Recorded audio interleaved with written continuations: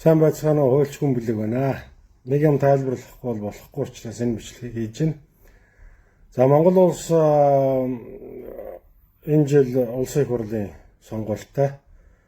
За энэ хуулийг уншаад бас нэг үндсэн хуулийн бус ийм зүйлс гарч байгааг та бүхэнд хэлэх гэсэн юм аа. За 126 гишүүнтэй гисэн. За үүний 78 нь бол мажоритараар сонгогдно.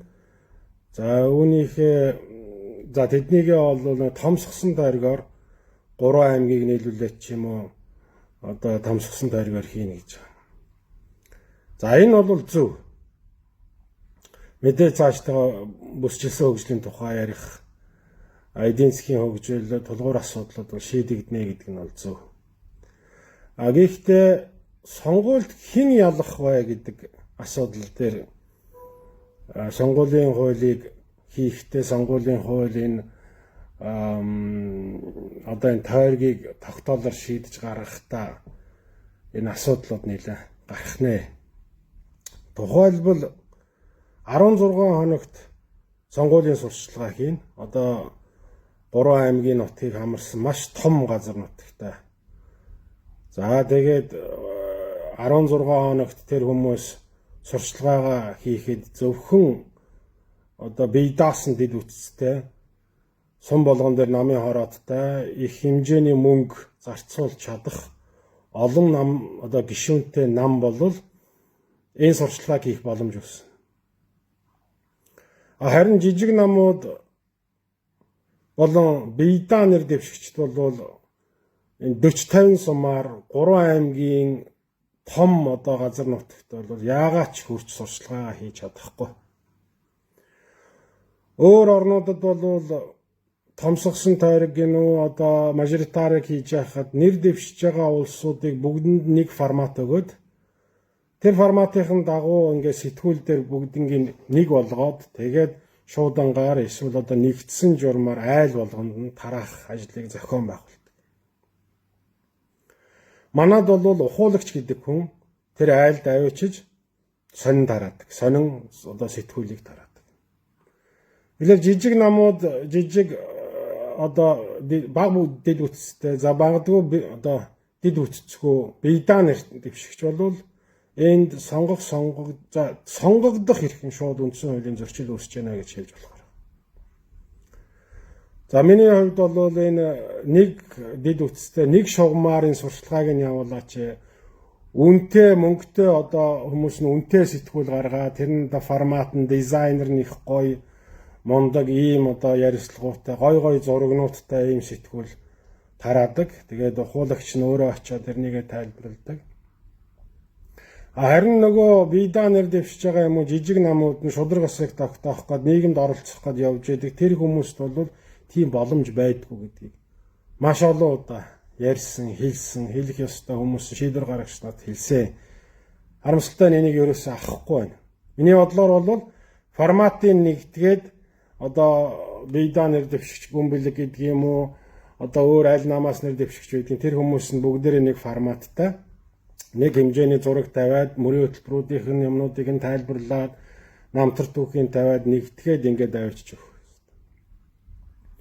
40-50 сум. За цаана хэдэн баг болох юм бөөмөд энэ багууд дээр нэр дэвшиж байгаа хүний материал очихгүйгээс үүдэн сонгогч нөгөө л нэг болон шахагддаг сонголттой хийх ийм нүүр царай ийм байдал харагдаад байна 2024 он. Тийм учраас энэ үндсэн хуулийн зөрчил учраас үүнийг хууль тогтоогч нар харах ёстой.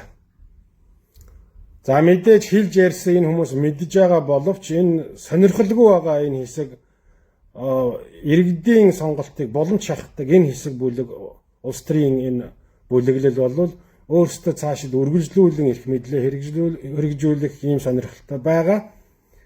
Тэгэхээр энэ сонирхлоо хадгалж хамгаалахын тулд энэ хуулиудыг заавал өөрсдөө ашигтайгаар хийж байгаа нь энэ үндсэн хуулийн бус.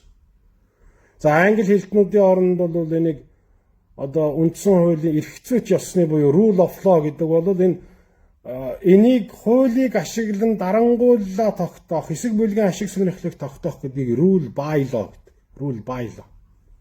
Энэ дандаа хуулийн аргаар өөрийнхөө дур хүслийг одоо ашиг сонирхлыг хамгаалж идэг энэ бүлэглэлийг хэлдэг. Энэ цаашдаа арчлалыг үгүйсгээд үндсэн хууль ёсыг үгүйсгэснээрээ энэ эрх зүйч ёс гэдэг юм чинь байхгүй болдог шүү гэдгийг дэлхийн олон газрын ном зохиолуудад хуульчдын одоо философичдын улс төрчдийн бүтээлд байгаа.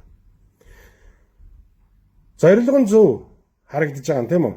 Дахиад хэлье. Зорилго нь зөв харагдаж байгаа.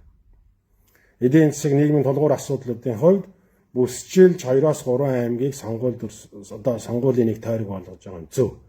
Харин түүнийг хийхдээ чиг үүргийн хувьд үндсэн хуулийн 1-2 заасан шударга ус, тэгш байдал, энэ үндэсний ив нэгэл гэх мэт энэ хууль дээдлэх ёс гэсэн зарчмуудыг зөрчиж сонгуул хийж болохгүй. Дахиад хэлье. Сонгогдож байгаа хүн өөрийгөө сурталчлах, мөн сонгох гэж байгаа иргэн тэр хүний ядаж зургийг харсан. За нэг ийм хүн байхандаа энэ нэр дэвшигчийг нэг ийм хүн эднэртээ энэ том намуудтай өрсөлдөж байгаа юм байна да. Энэ эрх баригчтай чи ингэж өрсөлдөж байгаа юм байна да гэдгийг иргэн мэдээлэл авах ийм хэрэгтэй шүү. Тэм учраас Монголын ард түмэн нийт сонгогчид цаашдаа ийм балиар заваан зүйл хийж байгаа. Энэ эрх мэдэлтнүүдийг үндсэн хуульд ёсонд халдаж байгаа энэ хүмүүсийг сайн ажиглаж дотроос ухаантай байхыг, энэ ардчлалыг үндсэн хуулиас хамгаалж байхыг та бүхнээс хүсье. За энэ хүсэлтэд энэ байгаа учраас энэ мэдээллийг, энэ бичлэгийг хийж хүргэлээ. Та бүхэнд амжилт хүсье. Монгол улсад үндсэн хуульчаас батчин бэхжих болтугай.